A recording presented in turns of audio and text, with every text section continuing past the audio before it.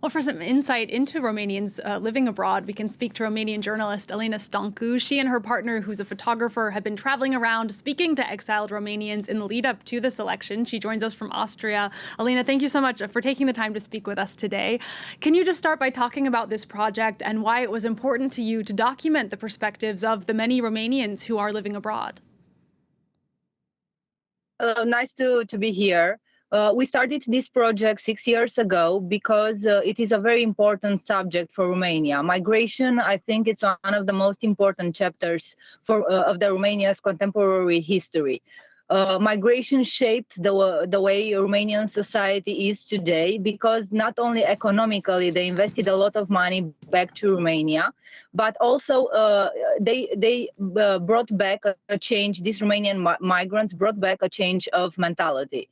So for us as Romanians, it's their decision to vote for far-right parties, for a far-right candidate came as a shock, and it's very hard to understand that these Romanian migrants who are usually voting for pro-European candidates, for pro-European parties, are now choosing to vote for this candidate and to vote for a far-right candidate. And what we have been talking about in the last few weeks is the fact that their vote is not necessarily an ideological vote, but it's a protest vote. Can you say a little bit more about that? What are they protesting? First of all, Romanian migrants are made of different kinds of people. So, for example, you have the doctors in France, because France has a lot of Romanian doctors, and they migrated from a privileged position. They already speak the language. They had a job when they came to France. They are respected, and their migratory experience is completely different from the experience of people who come as seasonal workers, for example, to work in farms across Europe, or who go to work in different factories in Europe or in construction. So for these migrants, their decision to leave the country was more of a forced one. They didn't want to leave Romania, but they didn't have jobs in Romania. They didn't have a way to support their families. So they're abroad, they are in Western societies, but they don't necessarily want to be there. They're not interested in knowing other culture, in traveling, because these are people who are very connected to their homeland, to their villages, to their families. So Romania created this vulnerability because the people were forced to go work abroad in order to live in Romania, because they are still living in Romania. They have their families there, they support their parents, they support their children, they build houses in Romania. So this is one of their first frustrations, the fact that they feel they were forced to leave the country. And the second frustration is what they encounter in the Western society where they live. So there is where they feel humiliated, because in these years we documented a lot of cases of abuse. We documented a lot of cases where these people felt humiliated at work, while working in farms or taking care of elderly people in Italy, for example, the badante, or the construction workers in Belgium, for example. It's an attitude of the Western societies towards the workforce that come from Eastern Europeans. So this made them feel very humiliated. And when this nationalistic party, these populist politicians come to address their vulnerabilities and tell them, okay, now we will make you feel proud to be Romanians, is so much better than to feel humiliated to be Romanian. So this is the protest about, and this is what created this social context for them to give a vote for an extreme right politician.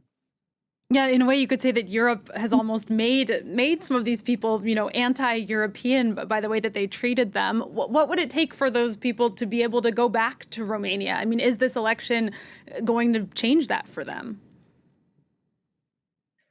Well, we are worried also as journalists, and so for me it's very emotional to talk to you right now, because there were threats against the press, the media, that this Georgia Simion made, and also for the website where we contribute to.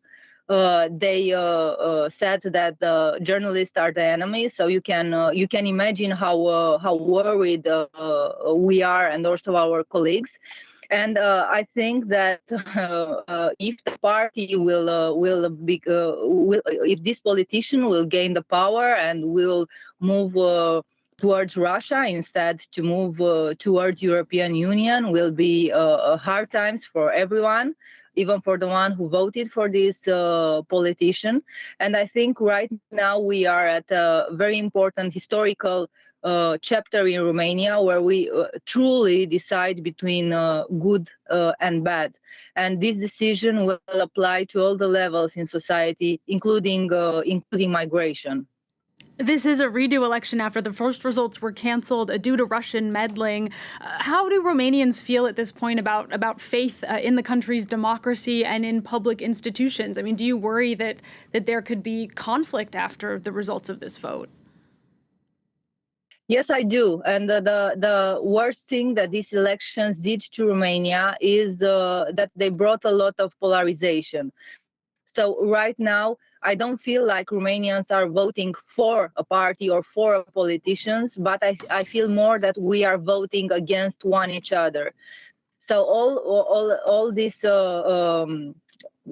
crazy times that the election brought, starting with the canceling of the elections, the presidential elections from last year, created a sense of hate in society, a sense of an atmosphere where Romanians hate other Romanians, because you have these very conservatory families who live in small towns or who live in the countryside, and you have these very smart, educated, progressist young people who want to be in Europe, want to feel like European citizens. So it's a huge gap in society, and I think this is the responsibility of the Romanian politicians, traditional politicians that gained the power in these 35 years, because the reason of the problem we encounter right now is the fact that we have such huge gaps in the Romanian society, and these huge gaps are due to